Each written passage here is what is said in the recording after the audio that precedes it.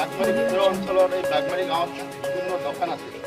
ইয়াত আমাৰ ৰাইজে দোকান খাবৰ দি জীৱিকা নিৰ্বাহ কৰিছিল। বিভিন্ন বেকাৰ সমস্যা ইয়াত সমাধান হৈছিল। হঠাৎ পৰা পুলিচ বাহিনী লৈ আহি কোনো নোটিছ নিদিয়াকৈ আমাৰ বজাৰখন ভাঙি দিয়ে। আমাৰ কোনো ফালৰ পৰা আজিলৈকে কোনো সুবিধা পোৱা নাই। আমি মিডিয়াৰ থ্ৰুতে অনুৰোধ কৰিব বিচাৰোঁ, চৰকাৰীভাৱে যদি আমাক ইয়াক ভাবিলক উঠাই দিয়ে আমি নিশ্চয় আনন্দিত হ'ম। আৰু যি চৰকাৰক আমাক সহায় কৰিব লাগে, যিবোৰ চাঁদা বাহন দিব লাগে, ফিজ দিব লাগে, আমি দিম বুলি উৎকৃষ্ট লৈছোঁ। লগত কেইবাবাৰো গৈছোঁ, বিধান মহানগৰলৈ গৈছিলোঁ আৰু বিভিন্ন জেগাত যোগাযোগ কৰিও আমি কোনো ইয়াৰ সুফল পোৱা নাই। সেইকাৰণে আমি আজি ৰাইজৰ তৰফৰ পৰা মিডিয়াৰ যোগে ইয়াৰ সুফল বিচাৰি আজি আমি এই প্ৰতিবেদন আগবঢ়াব বুলি আগবঢ়ালোঁ। আজি আমি এই মিডিয়াৰ জৰিয়তে চৰকাৰক বিনম্ৰভাৱে অনুৰোধ জনোৱা উচিত যে আমি কিছুমান ল'ৰা, বেকাৰ ল'ৰা, BA পাছ কৰি MA পাছ কৰি হঠাৎ এদিন চাৰ্কেল অফিচৰ পৰা কিছুমান মিলিটাৰী বাহিনী আনি ইয়াত ভাঙিছে। এতিয়া আমি আমি এই মিডিয়াৰ জৰিয়তে এইটো মিডিয়াৰ জৰিয়তে চৰকাৰে এইটো মেছেজ পোৱাৰ পিছত আমাৰ যাতে এই দোকানবিলাক পুনৰাই নতুনকৈ দোকান পোহা দিয়াৰ কাৰণে ব্যৱস্থা কৰি দিলে আমি নথৈ আনন্দিত হ'ম। আৰু ইয়াৰ জৰিয়তে যিটো কৰ দিব লাগে পঞ্চায়তত বা ব্লকত যিটো কৰ দিব লগা ব্যৱস্থা কৰিব, এইটো আমি দিয়াৰ কাৰণে প্ৰস্তুত আছোঁ।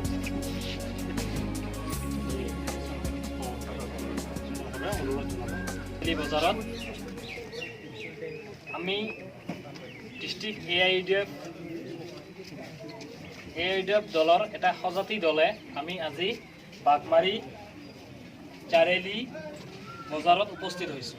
আৰু ইয়াত আমি বিভিন্ন সমস্যা সম্পৰ্কে আলোচনা কৰিছোঁ। বজাৰ সম্পৰ্কে যে ইয়াত যিসকল ভুক্তভোগী দোকানীয়ে দোকান পোহৰ কৰি জীৱিকা নিৰ্বাহ কৰি আছিল, তেওঁলোকৰ দোকানবোৰ ভাঙি দিয়াত তেওঁলোকৰ নিবনুৱা সমস্যা বাঢ়ি গৈছে। আৰু সেই নিবনুৱা সমস্যাৰ সমাধানৰ কাৰণে চৰকাৰ আজিলৈকে একো পদক্ষেপ গ্ৰহণ কৰা নাই। সেইকাৰণে আমি AIDF দলৰ পৰা চৰকাৰক এইখিনিয়ে আহ্বান জনাইছোঁ যে নিবনুৱা সমস্যা সমাধানৰ অৰ্থে যাতে কিছু পুঁজি ব্যয়েৰে ইয়াত পুনৰ সংস্থাপনৰ ব্যৱস্থা কৰে এই বজাৰখনৰ। আৰু এইখিনি কৰাত বাঘমাৰী অঞ্চলৰ ৰাইজৰ উপকাৰ সাধন কৰে আৰু নিবনুৱা সমস্যা দূৰ কৰে। এইখিনিয়ে আমি চৰকাৰৰ প্ৰতি আহ্বান। আজি মই বাঘমাৰী নমস্কাৰ। আজি সঁচাকৈয়ে এই বাঘমাৰী চাৰিআলি ক্ষুদ্ৰ এখন বজাৰত আহি মৰ্মান্তিক হৈ পৰিছোঁ।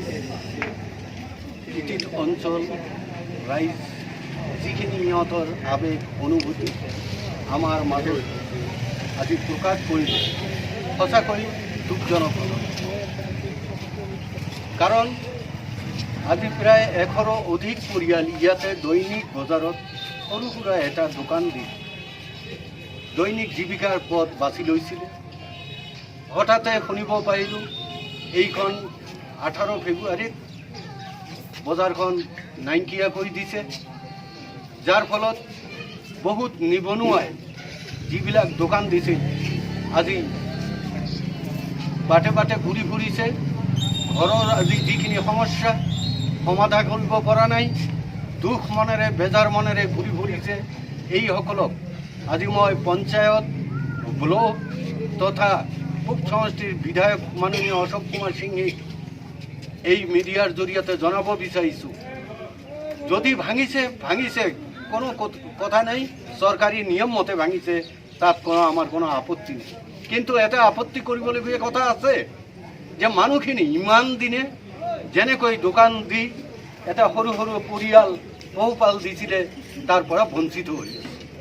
গতিকে মই অনুৰোধ ৰাখিম তেখেতসকলে যাতে পঞ্চায়ত বা ব্লকৰ জৰিয়তে এইখন এখন বজাৰ নিৰ্মাণ কৰি চৰকাৰীভাৱে সেই নিবনুৱাসকলক পুনৰ সংস্থাপন দিয়াৰ ব্যৱস্থা কৰে, এয়াই আশা ৰাখি মই মোৰ